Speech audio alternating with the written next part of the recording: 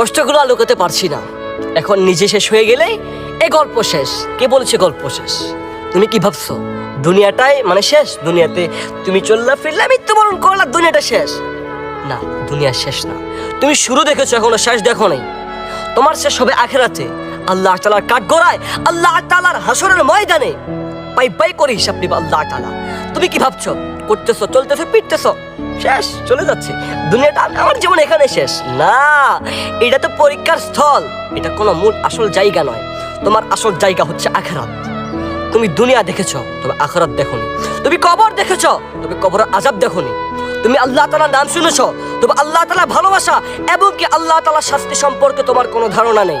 একটা কথাই বলি যে যেখানে আল্লাহ তাআলা কুন বললো ফায়াকুন হয়ে গেল, তাহলে একটা কথা মাথায় রাখিও যে প্রিয় মালিক কিন্তু তোমাকে অনেক ভালোবাসে। তবে যদি তুমি মালিকের নাফরমানি করো, মালিক যদি তোমাকে হাসরের ময়দানে যে পাই পাই করে হিসাব নেয় তোমার কাছ থেকে, তাহলে কোন দিকে পালাইবা ভাই? তাই বলতেছে সময় আছে এখনো, পরিবর্তন হয়ে যাও প্রিয় ভাই আমার, পরিবর্তন হয়ে যাও।